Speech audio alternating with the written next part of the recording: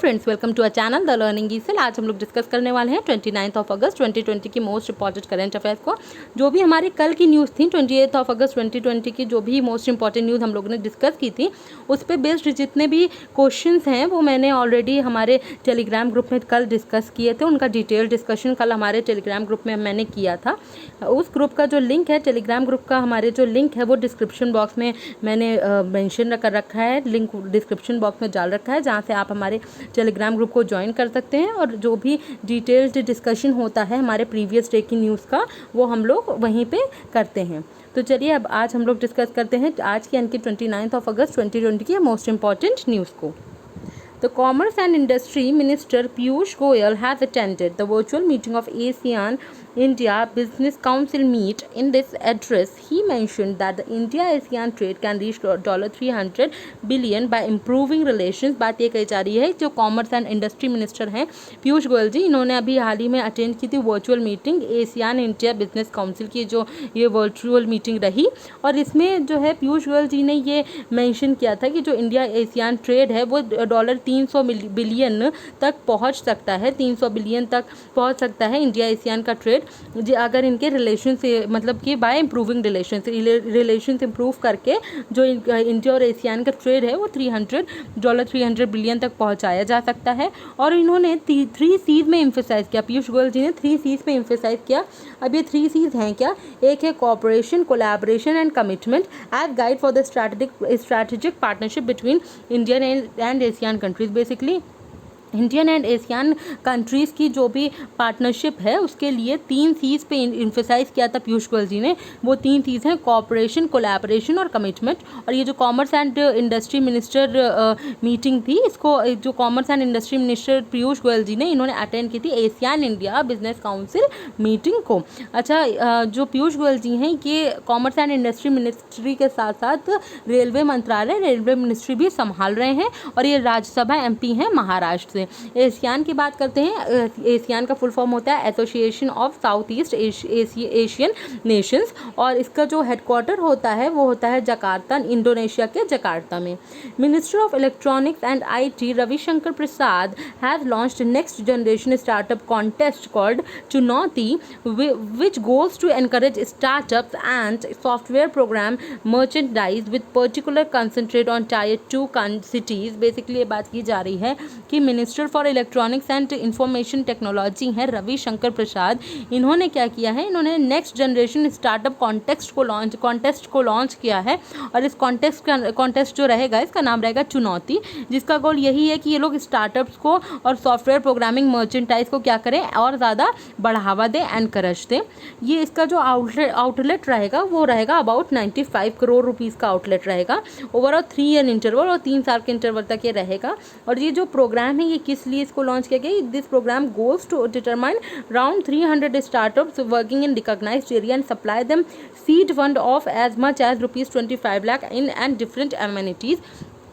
और ये जो प्रोग्राम है इसका एम है कि अराउंड 300 स्टार्टअप्स जो कि वर्किंग कर रहे हैं रिकॉग्नाइज्ड एरियाज़ में, जो चल रहे हैं, काम कर रहे हैं, उनको जो है फंड्स देना, 25 लाख रुपए तक का फंड्स देना, और उनको एमिनिटीज़ प्रोवाइड करना। एमिनिटीज़ यानी कि होती है उनको सुविधाएं प्रोवाइड करना और उनको फैसिलिटीज़ प्रोवाइड करना, ये गोल है इस प्रोग्राम का। इंपॉर्टेंट इतना है कि ये जो नेक्स्ट जनरेशन स्टार्टअप कॉन्टेस्ट है, इसका नाम क्या है? तो इसका नाम है चुनौती, और इसको लॉन्च किया है रविशंकर प्रसाद ने, जो है minister for electronics and IT information technology.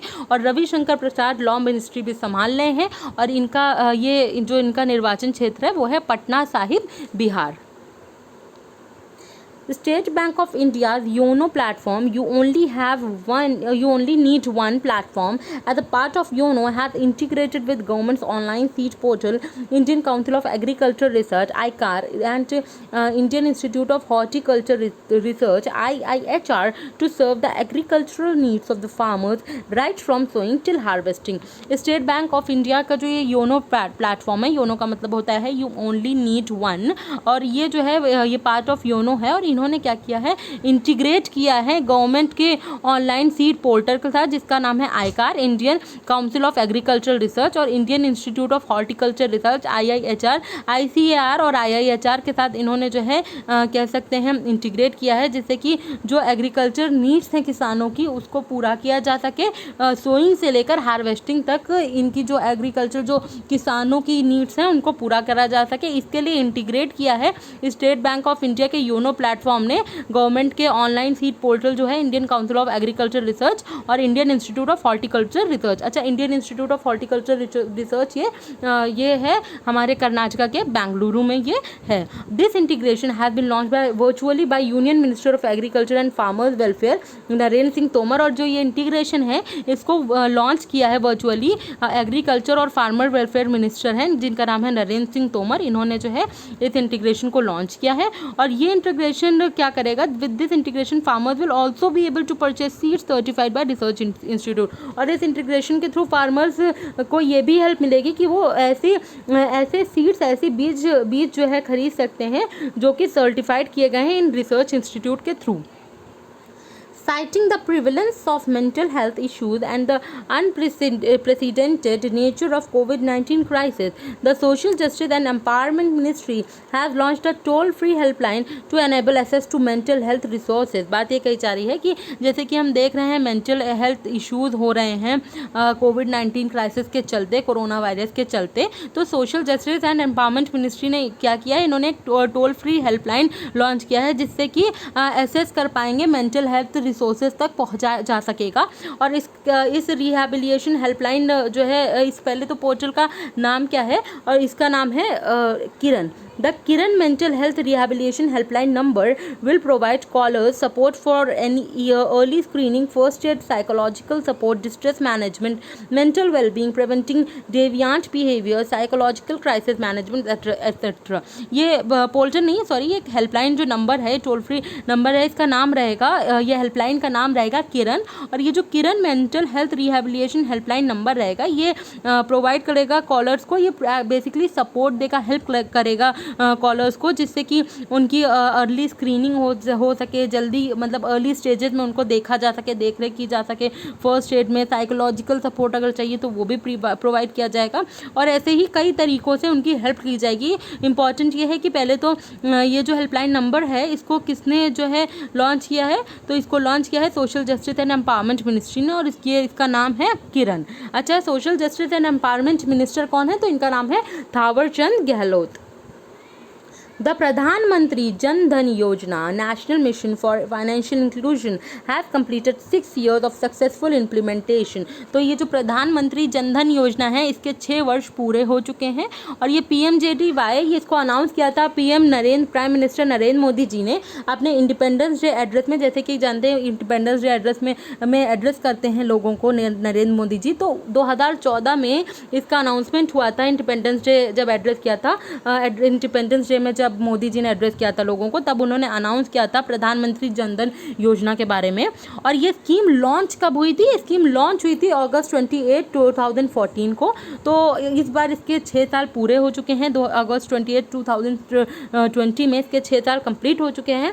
और इस स्कीम का क्या एम था, तो with an aim to ensure access to financial services, namely banking services and deposit, banking, savings and deposit account, remittances, credit, insurance, pension in affordable manner. Basically जितनी भी banking services हैं, remittances हैं, credits हैं, insurance हैं, इन और pension हैं, इन सबको अफोर्डेबल वे में लोगों तक पहुंचाने के लिए यही एम था प्रधानमंत्री जन धन योजना का। और जो प्रधानमंत्री जन धन योजना का जो कह सकते हैं स्लोगन था, वो था मेरा खाता भाग्य विधाता। देखिए ये क्योंकि योजना न्यूज़ में है तो कुछ भी आ सकता है इससे रिलेटेड, इस वजह से मैंने इसको इतनी चीज़ें इसके बारे में दी रखी हैं। तो इसका जो स्लोगन था वो था मेरा खाता भाग्य विधाता।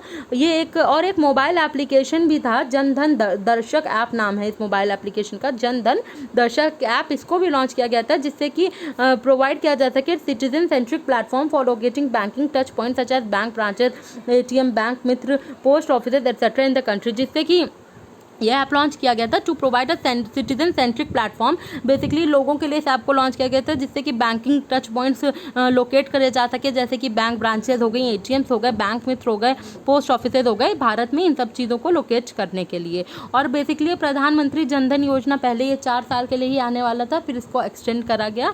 और दूसरी चीज़ जो ये है इसमें इंपॉर्टेंट कि जो इसका एक्सीडेंटल कवर है वो पहले 1 लाख हुआ करता था, अब 2 लाख हो गया है। और इसकी जो ओवरड्राफ्ट फैसिलिटी लिमिट है वो अब 10,000 रुपये की है प्रधानमंत्री जनधन योजना के अंतर्गत। तो ये कुछ चेंजेस हुए थे इसमें लेटेस्ट में, बाद में इसमें जो चेंजेस आते हैं इस वजह से ये चीज़ इंपॉर्टेंट है। एक तो एक्सीडेंटल जो कवर है वो हुआ है कितने का, 1 लाख से 2 लाख कर दिया गया है, और ओवरड्राफ्ट फैसिलिटी वो 10,000 रुपये तक की है।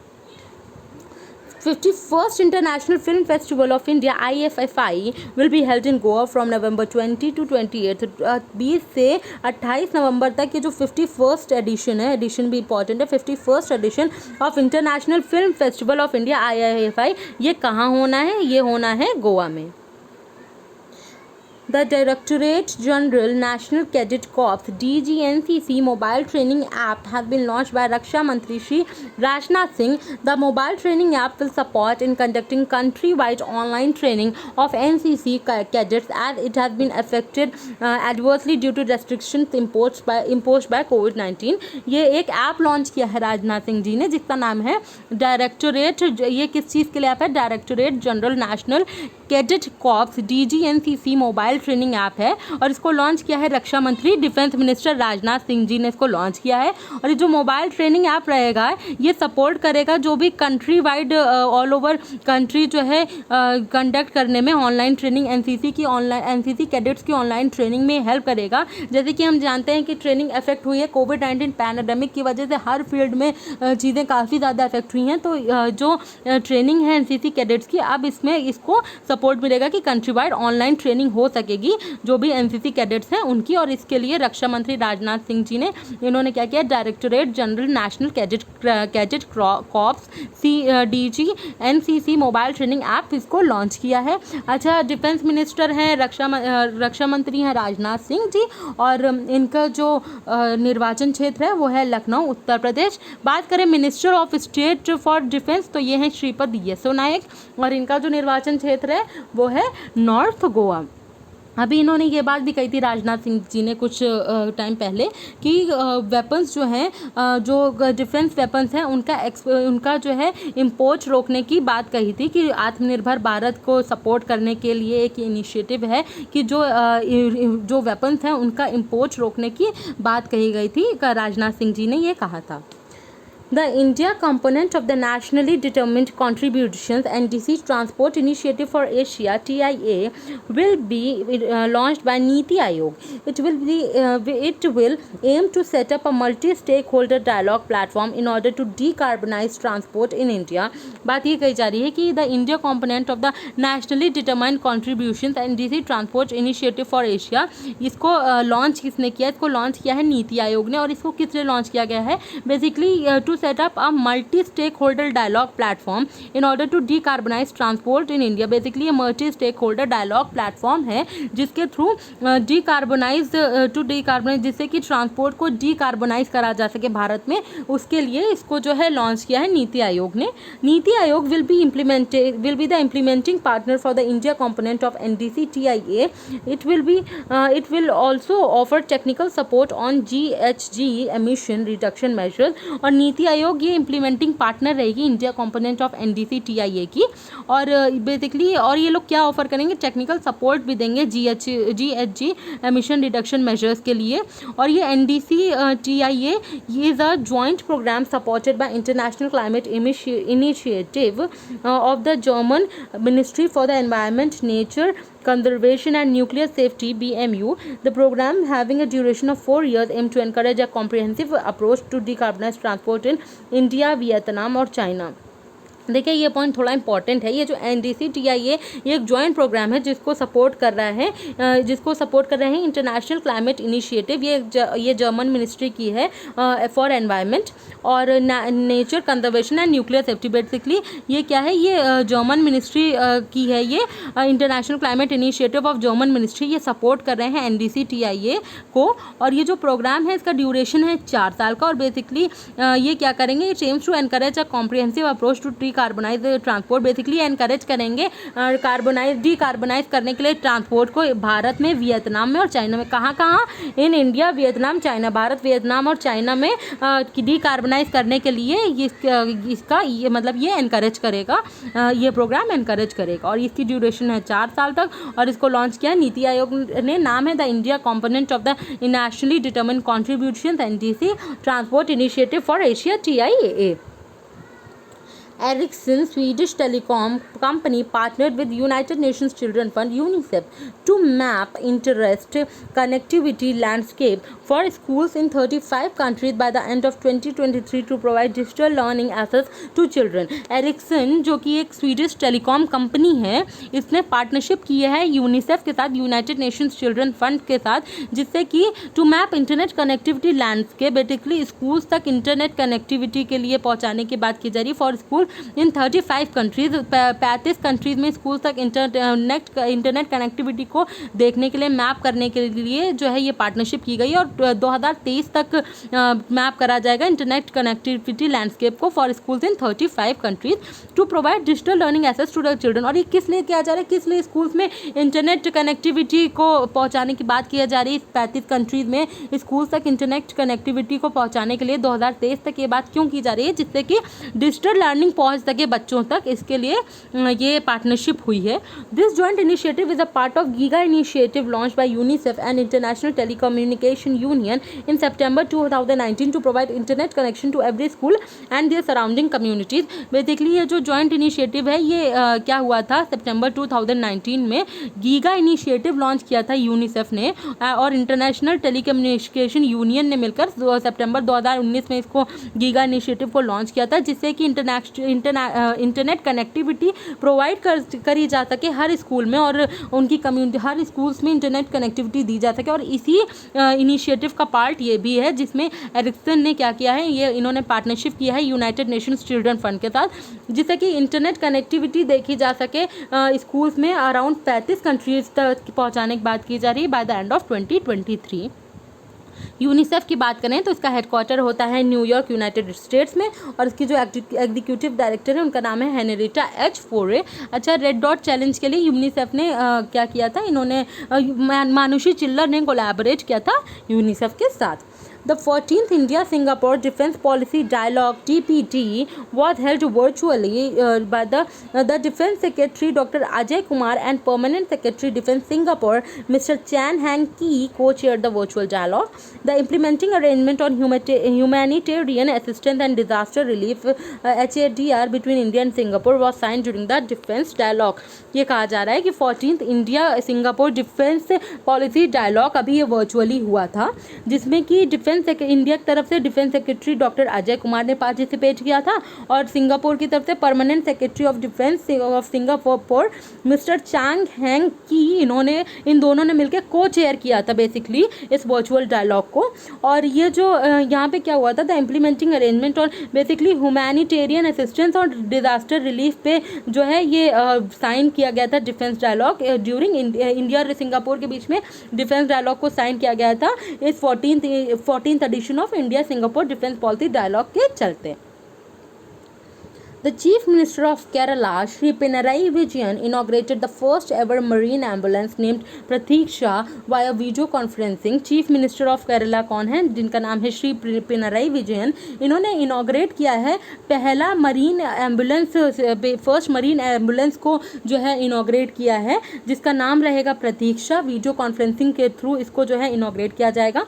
प्रतीक्षा is first in the series of 3 fully equipped marine ambulance built by Cochin shipyard limited CSL for the department of fisheries government of Kerala. Basically 3 जो है 3 fully equipped marine ambulance built होनी थी, जिसमें से पहला इनॉग्रेट कर दिया गया जिसका नाम है प्रतीक्षा। और प्रतीक्षा क्या है, ये फर्स्ट है इन 3 की सीरीज़ में, और इसको बिल्ड किया है कोचिंग शिपयार्ड लिमिटेड ने, department of fisheries government of Kerala. And और जो पहली जो प्रतीक्षा है जो इनॉग्रेट कर दी है पिनराई विजयन जी ने, और दूसरी कौन सी, the two other boats namely Pratyasha and Karunya were also launched on the same day। और जो दूसरी हैं वो कौन सी हैं, बाकी दो, एक का नाम है प्रत्याशा और दूसरे का नाम है करुण्या, और इसको भी लॉन्च कर दिया गया है सेम दिन में, लेकिन जो फर्स्ट है वो कौन सी है, Pratiksha. They have been built at a cost of ₹6.08 crore. ये 6.08 करोड़ रुपए की कॉस्ट में इसको बिल्ड किया गया है। और किस लिए बिल्ड किया गया है, to save the lives of fisherman accidents at sea. Basically sea में अगर एक्सीडेंट्स हो जाए तो क्या करें, तो बेसिकली ये इसके लिए एम्बुलेंस को बिल्ड किया गया है, और ये जो है जिससे कि फिशरमैन की लाइफ बचाई जा सके सी एक्सीडेंट्स में, उसके लिए इसको लॉन्च किया गया है। The boat has been design by Central Institute of Fisheries Technology as per specification by Indian Registry of Shipping. Basically इसको डिज़ाइन किसने किया है, इसको डिज़ाइन किया Central Institute of Fisheries Technology. Chief minister हैं केरला के पिनराई विजयन। अच्छा, केनरा की हेल्थ मिनिस्टर हैं जिनका नाम है के शैलजा, उनको यूनाइटेड नेशंस ने सम्मानित किया था कोविड कोरोना वायरस को टैकल करने के लिए उनको सम्मानित किया था यूनाइटेड नेशंस ने। नाम है के शैलजा और हेल्थ मिनिस्टर हैं ये केरला की। Dutch author Marieke Lucas Rijneveld have won the 2020 International Booker Prize for debut novel The Discomfort of the Evening, a story of a childhood grief. At 29, Rijneveld is the youngest author to win the prestigious prize, इसलिए important हो जाता है। बात ये कही जा रही है कि ये डच ऑथर हैं, नाम है Marieke Lucas Rijneveld, और इन्होंने 2020 इंटरनेशनल बुकर प्राइज जीता है अपनी डेब्यू नॉवल के लिए। जो इनकी नॉवल थी उसका नाम था the discomfort of evening. Novel का नाम भी इक्वली इंपॉर्टेंट इसलिए बनता है क्योंकि इसके लिए ही इनको बुकर प्राइज मिला है। नॉवल का नाम है the discomfort of the evening. ये basically story of a childhood grief, ये नाम है नॉवल का। और ये she is only 29 years old and Rijneveld ये अब क्या हो गई हैं, ये यंगेस्ट ऑथर हो गई हैं जिन्होंने ये 2020 इंटरनेशनल बुकर प्राइज जीता है, और ये अब यंगेस्ट ऑथर हो गई और इसलिए ये इंपॉर्टेंट भी हैं। इनका नाम है, ये डच ऑथर हैं, नाम है मरीके लुकास रेजनेवेल्ड, और इनकी the discomfort of evening a story of a childhood grief, इस बुक के लिए इनको जो है बुकर प्राइज, इनको जो है इंटरनेशनल बुकर प्राइज से सम्मानित किया गया है, और ये यंगेस्ट ऑथर हैं जिनको इस प्रेस्टिजियस प्राइज से सम्मानित किया गया है। Ayaka Takahashi, Japan's first gold medal in badminton in Rio Olympics in 2019 women's doubles badminton, along with Misaki Matsutomo, announced retirement. Basically Ayaka Takahashi ये जो है जापान की फर्स्ट गोल्ड मेडल जीता है इन्होंने। जापान के लिए पहला गोल्ड मेडल लाई थी बैडमिंटन में रियो ओलंपिक्स में इन 2016 विमेंस डबल में, किसके साथ, मिसाकी मत्सुटोमो के साथ मिलकर ये लाई थी ये जो है मेडल। और अब इन्होंने क्या कर लिया है, इन्होंने अब संन्यास ले लिया है, she has announced retirement.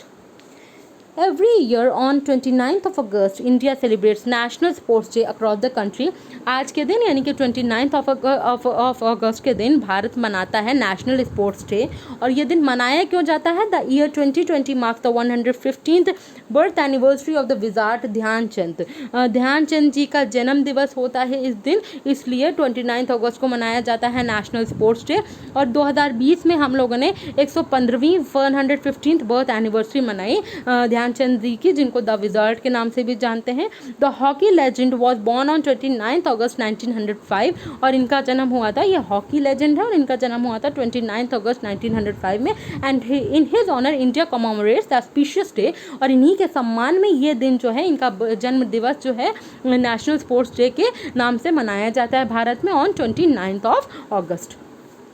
Tharanga Paranavita, Sri Lanka batsman, has announced his retirement from international cricket. नाम है थरंगा परनविता और ये श्रीलंका से हैं, बैट्समैन हैं, और इन्होंने इंटरनेशनल क्रिकेट से संन्यास ले लिया है। The Union Minister for Electronics and Information Technology, Ravi Shankar Prasad, laid the foundation stone of the Digital Training and Skilling Center of the National Institute of Electronics and Information Technology (NIELIT) at the Muzaffarnagar in Bihar. Union Minister for Electronics and Information Technology Ravi Shankar Prasad जी ने इन्होंने नींव रखी है digital training and skilling centre की of the national institute of electronics and information technology NIELIT की ये जो है digital training and skilling centre रहेगी. National institute of electronics and information technology की ये जो डिजिटल एंड स्किलिंग सेंटर है इसकी नींव रखी है रविशंकर प्रसाद जी ने, जो कि union minister for electronics and information technology हैं. और this centre will be developed by, और इस सेंटर को डेवलप करेगी ही इन्हीं की मिनिस्ट्री यानी कि ministry of electronics and information technology, government of India इस जो है सेंटर को डेवलप करेगी. और कितने क्या कॉस्ट रहेगी? कॉस्ट रहेगी ₹9.17 करोड़. निर्वाचन क्षेत्र है रविशंकर प्रसाद जी का, जैसे कि हम डिस्कस कर चुके हैं, Patna Sahib Bihar. Chadwick Boseman, the actor best known for his starring role in Black Panther, has passed away recently. He was 43. अपने रोल के लिए ब्लैक पैंथर में अपने रोल के लिए जाने वाले चैडविक बोसमैन का निधन हो गया और ये 43 ईयर्स के थे. बेसिकली कोलोन कैंसर से इनका निधन हो गया. ये 43 ईयर्स के थे. ये एक एक्टर है, नाम है चैडविक बोसमैन. ब्लैक पैंथर के लिए में अपने रोल के लिए इनको जो है जाना जाता है. And he was 43 years old. National Council for Promotion of Urdu Language (NCPUL) has organized the World Urdu Conference in New Delhi. National Council for Promotion of Urdu Language (NCPUL) ने organise किया है world Urdu conference. कहाँ पे इसको organise किया गया है? नई दिल्ली में. And the inaugural session of the 2 days long conference was virtually addressed by the Union Education Minister Shri Ramesh Pokhriyal Nishank. तो ये जो इसका इनॉग्रल सेशन रहा 2 दिन का सेशन था, 2 day लॉन्ग सेशन था, लॉन्ग कॉन्फ्रेंस रही. इसको वर्चुअली एड्रेस किया था यूनियन एजुकेशन मिनिस्टर हैं जिनका नाम है श्री रमेश पोखरियाल निशांक, और इन्होंने इसको एड्रेस किया था.